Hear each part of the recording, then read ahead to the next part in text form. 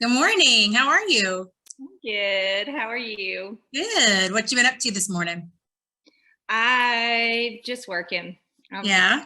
yeah, I've got my dad's big outdoor singing is starts tomorrow, and I set up a booth there, and we're just trying to. Nice. I'm just trying to get my life together for. I know what you mean. Well, thank you for taking some time out of that busy schedule to talk to me today. I really appreciate it. Yeah, I'm excited. Thank Yeah, you. you're welcome. You're welcome. And I am recording this. Do you give me your permission to share some of it online? Sure. Okay, awesome. Awesome. So, how are the babies? They're getting so big. Big. They're big. Yeah. Super How's big. Georgia? Huh? How's How's Georgia? Georgia? Hot. It really is. But you seem to be doing so well. Yeah, much better than the beginning of the year. So that's good. And just, I worked for the hospital for a little bit, but we were just like, it's worse than education, That's really. what I hear. It's bad. As far as, just to order something, you have to go through 4 different departments and it just lays on people's desks. So me, I like to get things done and that's difficult to work in that kind of scenario, but I wish them well and they're doing good things for people. So I just wanted to invite you as the inaugural Southern Woman of Distinction. I'm very, you are inspiring to me. I'm so happy to be your friend and just to have seen your journey and watch you grow. And I'm excited for this new chapter in your life. So I wanted to showcase you and what I'm doing here with Cotton and Kamea. So I sent you some questions. So I wanted you to, if you wanted to answer them, and then I have a speed round real quick. So if Oh you, gosh. if you don't like either of those things, you just say pass. Okay. All right. Okay. So you live in the South. Tell me what's great about living in the South. Okay, your questions caused me to reflect a lot, which was fun. I was asking my kids and my husband, but Yeah. okay, so I was thinking about my favorite things about living in the South. I was born in the mountains of Western North Carolina, close to Asheville, in a little town called Candler. Mhm. And my parents were very much, they came from different backgrounds, but both um, very Southern. And Mhm. my parents gardened and canned and hunted. And so, like, quintessentially Appalachian, really, is Right. how I grew up. We didn't have, we were comfortable, but not lots of money. And so we did save money by canning and Mhm. preserving and hunting. And so, but my favorite thing about living in the South, so I wrote down some things. I love the connection to the land and to the Mhm. food and to the mountains. And I also love, typically Southern people have a desire to preserve their heritage, which I Mhm. really, really appreciate. And I think that Southern people are misunderstood. And um, I think that if people would give an opportunity to know their lifestyle, it would. So I appreciate you doing this, because I think a lot of times Southern people are misunderstood as redneck, or there are a lot of those things that get tossed around. Right. And I think a lot of that comes from the country not understanding the city and vice versa.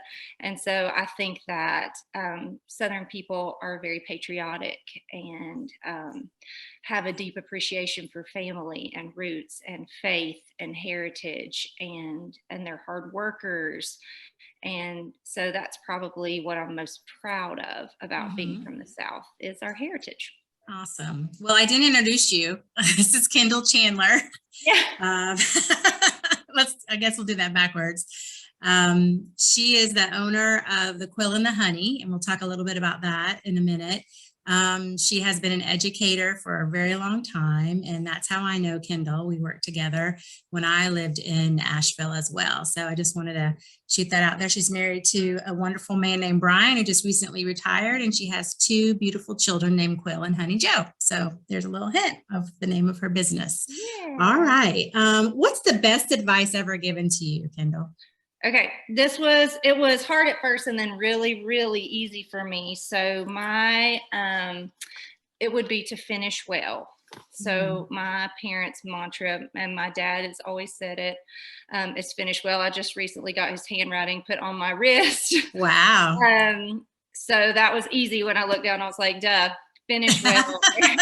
So it comes from, I think, I'm sure as you get older and you start seeing people who started real strong and then unfortunately got diverted from the path that they were chosen for.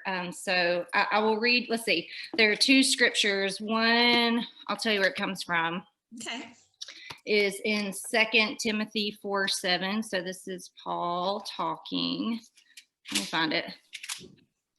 And he says, so this is when Paul is at the end of his journey, his ministry, and he is charging his successor, Timothy, to pick up the torch and carry on. And he says that, here. I fought a good fight. I've finished my course. I've kept the faith. Henceforth laid up for me a crown of righteousness, with the Lord the righteous judge shall give me at that day. And then there's another one, if I can find it quickly. It's in Ecclesiastes, which is harder to find. But the scripture is Ecclesiastes 7:8. And it also talks just about finishing your course well. So I'll find that in a minute and read it to you. But the most important thing to me is to not start something strong, but also to finish it really strong, no matter what that is. So as I was finishing up my journey in education, I want to start and finish that well. And as people look over my life, I want to be someone who didn't quit, but who kept the faith. Awesome. So that would be the best advice I've ever given. Well, that's interesting, because my verse that's tugging at me is, let all things that you do be done in love. And that's from Paul too, as he's speaking to the people of Corinth. So that is interesting. All right. What advice would you give? Go ahead. Sorry. That verse is on my business card. Yeah. What advice would you say to your 21-year-old self? Yeah, that was tricky too. So the first thing that popped in my mind was, don't date him. Nice. But then I stepped back. Like, there are a lot of things that I did that I feel like to your younger self, particularly a 21-year-old self, that you do. And even though you survived them and you were protected from yourself, that they still create shame in you. And so even though I wouldn't go back and change a whole lot of things, there were some ways that I treated people or some things that I did that I wish I didn't have to remember now. Mm-hmm. So maybe I wouldn't say don't date him, but I might say make wiser choices. If I had dated someone else, my husband is 10 years older than me. And so we laugh a lot that during that journey of me learning and being in bad relationships, I was being held for him. And so I wouldn't necessarily change that journey, but I would, there are some things that I wish I hadn't done that, that you're ashamed of, and they leave scars, and you can praise the Lord that you survived them. But it's I wish sometimes I could make them go away in my memory. Right. But they make you the person that you are today. Yeah, they definitely do. And I've tried to be really transparent about that with my children. Mm-hmm. And, Honey Joe's old enough now to ask some really hard questions. And I try to be as honest as possible. But sometimes that's a reminder of the things that I'm not so proud of. Right. I know, and you probably know this too, that we've had a lot of examples in our lives of what not to do, for sure. Yeah. All right. So I think I know the answer to this one, but what is your greatest accomplishment so far in your life? Yes.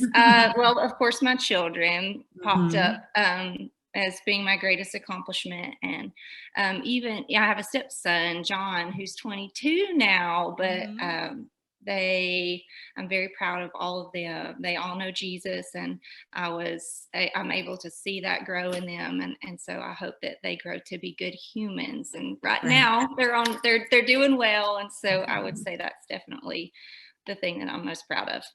Well, I've watched you create that foundation with Brian, and I think it's just so awesome.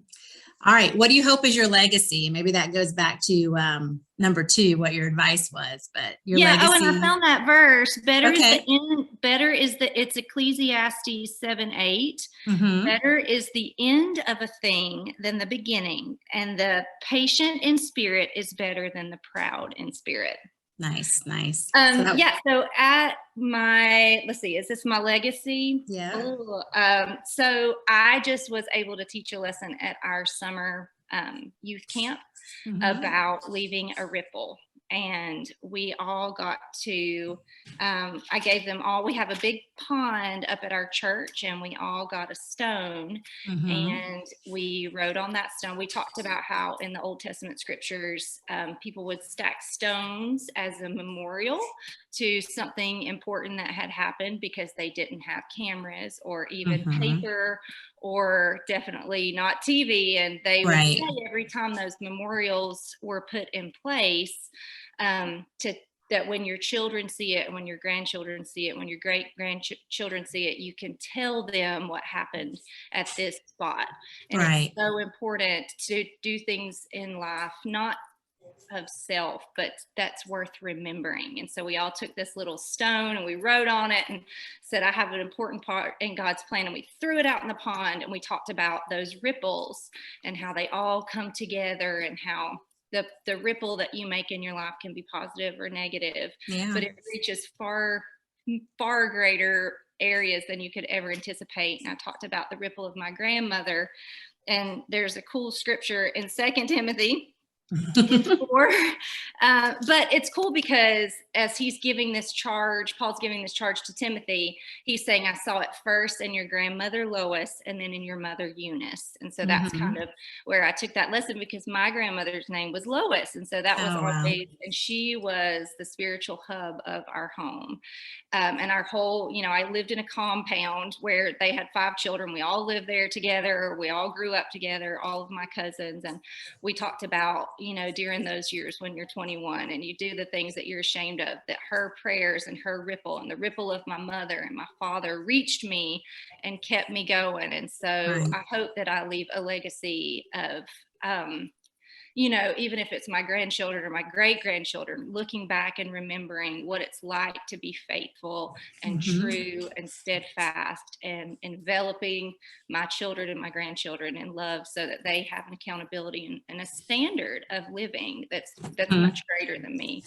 Right. I think you're definitely on the right track for that. So, all right. What is your most precious treasure? Okay, this is hard for me because I am not a things person. My love language, when Brian and I take this test, my giving gifts and receiving gifts is a 0. And so I am not a things person, but I definitely have some pictures. And one thing that, so I have my Bible here, and my mom taught me, she's had the same Bible for years and years, and I write notes in it. So every sermon, so you can see a little bit. So every sermon has the date, who did it, or as I'm reading, I'm always making notes. So that's definitely a treasure that I think could be passed down. And I have some pictures that I love, and I have a recipe book that I started 5 years ago with all of the things that I make for my shop. Scratched down in like a journal, and that's what I tell my family all the time. If the house burns down, please get that book. Because that would be up the creek. What's a family tradition that you've passed on to your 2 children? Okay, so this is something that I asked. I called Honey Joe this morning, actually. She's at a friend's house. And I asked her, and she said birthdays. And she's, and my mom she still is a big deal on birthday day. And she got that from her mother, that your day of birth is worth celebrating. And so Honey Joe said, I love that you come into our room.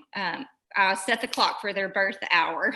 And I come wake them up. Quill, this was like 42 in the morning or something. Oh, is he? Yeah.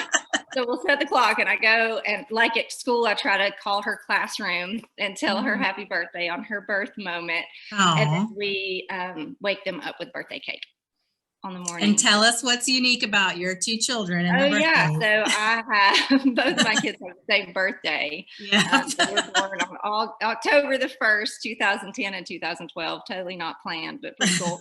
Yeah, pretty cool. It's a big day here. Yeah, it is a big day. All right. What recipe gets made in your house no matter what? So we always have canned green beans and corn that we put up in the summer. And so that's always a go-to. Canned deer meat, which is funny. I know that sounds gross to a lot of people. It's really very good. And it's already in season. But the thing that I always make and I always have on hand is my mom's granola recipe. So I always have homemade granola. And it comes from this sweet church cookbook. So there's a lot of traditions in my home. So this the 80s, she gave it to me for my little hope chest before when I was a little girl. So this is a note from 1995 and the granola recipe is in here and it says these are tried and true recipes. You'll always make some boo-boos when cooking, but don't give up. The next batch might be perfect. And she gave that to me when I was like 13. Wow.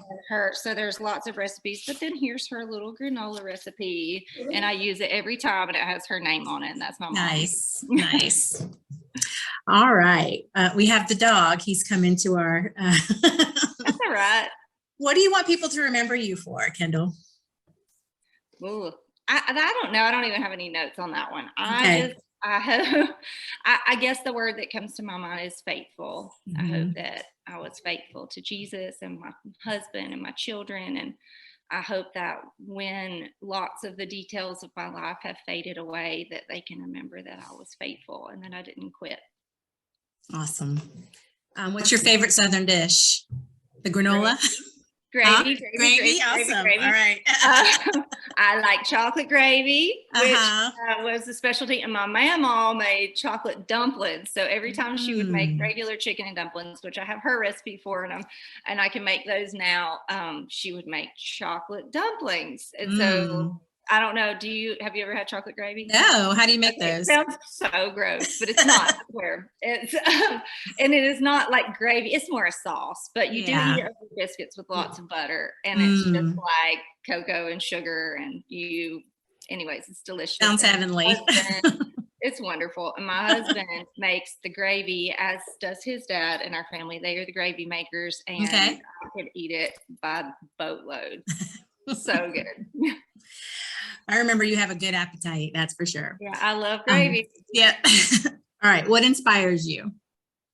I wrote down 3 words that I've probably repeated a bunch of times, but faithfulness, grit, and humility. I love looking back at people and seeing that their life has been a theme forever, that it doesn't change. I feel like that there are lots of things that can change and try new things, but I want people who have faithfulness forever is very inspiring to me. And I turned 40 this past year, and that's very much a midway. If you're blessed, that's a midway mark, and you start looking over your life and you're thinking, okay, I'm middle-aged and now I'm nurturing these people in their 20s who I don't really feel like I'm much older than 20, but I am. And then my parents are aging, and there are things that we're starting to do for them that they've always done for me. And and I want people, I think your impact, people who are faithful end up, even if they don't know it, becoming mentors and people that others look to for consistency and so faithfulness, and also grit. I feel like our culture in general lacks grit.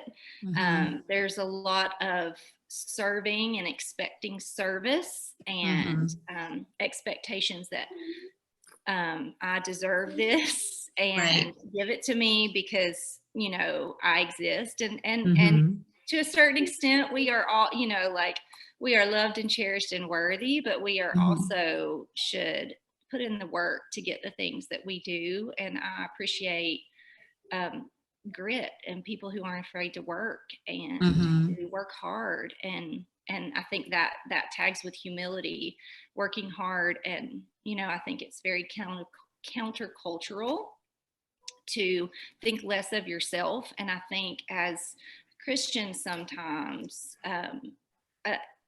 humility is one of our greatest charges. And that is very different from what culture says, which is to put self first. But I think keeping your priorities straight, and it's God and basically everything else, Mhm. God, husband, children, everything else. But really, I read a book that was like, that's not even it. It's God and then everything else, and Mhm. that includes, and I think that keeps me in check a lot, because I'm not deserving of anything. And Mhm. I've been blessed with everything. And so humility, I think, is something that I always want to have a healthy dose of. Right. And I agree. I think there's some places that we don't see that a lot at all.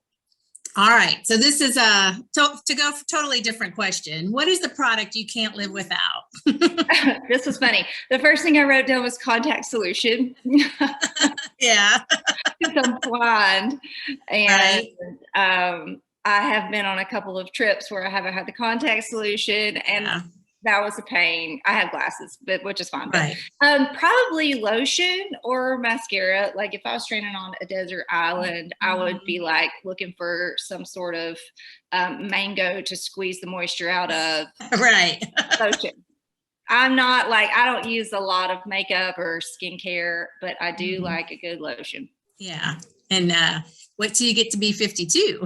You'll need Yeah. more of that. You want a bathtub full of it. Yep. All right. So those are some great questions, and your answers are still just lifting me up. I feel so my bucket is definitely full. All right. Fast round. Are you ready? So Yeah, first I thing think that comes so. to your mind, favorite flower, Peony. favorite season of the year. Black-eyed Susan. Black-eyed Susan. Favorite season of the year, Fall. beach or mountains, Mountains. brown or white gravy, Brown. all. Okay. All. Yeah, that's right. Rolled out or cat paw biscuits. Oh. Well, I don't call them cat paw, I call them drop, but Okay. I make the drop. Actually, I put it in a big cornbread pan and roll it out. We cut it like pizza. Okay. Cane or maple syrup? Cane. Apple or pecan pie? Oh, pecan, except for that's a great debate. Pecan, pecan. I say That's pecan. right. My sister says pecan, and you're from Georgia, so you should definitely say pecan. I have to, yeah. Yellow or red roses? Yellow. Pimento cheese sandwiches or pineapple sandwiches? Pineapple. That's a Georgia thing. Yeah, but do you know I just learned to love pimento cheese in the past 5 years. But Me I love too. homemade. That's a new thing for me. Probably last 10 years. And the first time I liked it was when I came to Asheville. I did not like it when I was a child. Yeah. Roasted or fried chicken? Fried. Cheese or butter grits? Both. Right. Together. The same. Everything. Collards or green beans? I better say green beans, or my parents would hurt me if they ever, but I love collards too. All right. Sweet or white potatoes? White. Sweet or unsweet tea? Sweet. And favorite cake?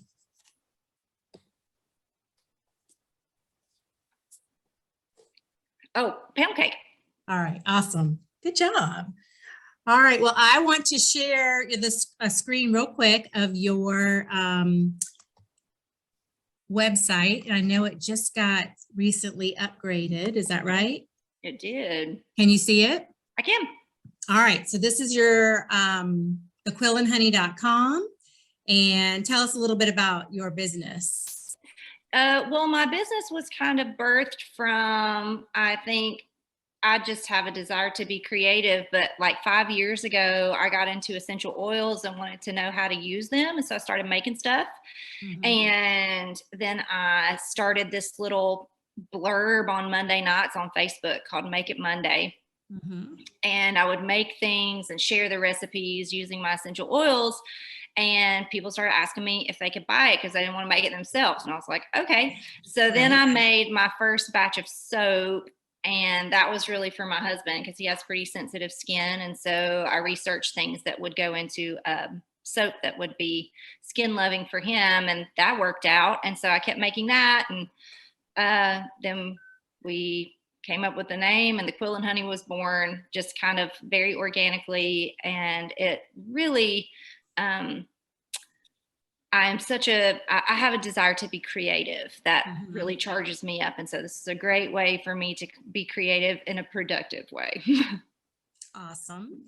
So I'm seeing that you have subscription boxes now. So that's a new thing. Well, that's coming. Yeah, that should be coming when I get into the shop and this officially becomes my full-time job. We'll have subscription boxes and all sorts of fun things. Like we'll do those pamper parties at the shop. So that would be, where you come and make a candle of your choice or, stuff like that. Kind of like a painting party, but with beauty products.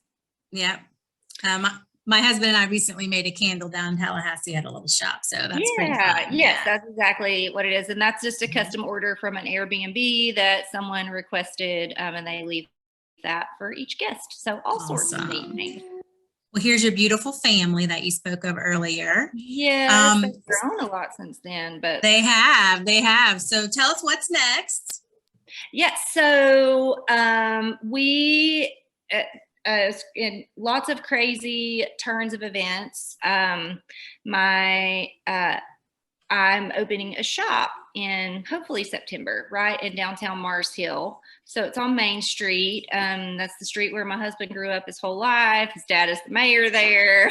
They have deep roots in Mars Hill, and that's where Mars Hill University is. And that's where I graduated from for college. And it was just such a blessing. I reached out to the college when this building became available, and it's happening, which I can't believe. So we'll have a few vendors and other things in there, but that will be my hub for working as well. So, and that will let you grow because you'll have space to move around, right? Yeah, taking over my house. So I'm really, really excited about that. Well, I want to thank you so much for spending some time with us today. I really appreciate it. I know you're very busy with your events that you're helping your family with out this weekend. And I want to encourage everyone to visit thequillandhoney.com. And if you're in the Western North Carolina area in September, go by and see the new shop. I'm sure it's going to be wonderful. And I just want to thank you again for adding a smidge of sparkle to our day. And I know I'm going to be so happy all day long just from talking to you. You always do that for me. I'm so proud of you. I'm excited. Thank you so much. Just grows and blesses lots of Southern women and all women. That's right. That's right. So thank you for blessing us today. God bless you. And we will talk soon. Okay. Yeah, I'm excited. Mwah. Have a great day. Bye. Bye.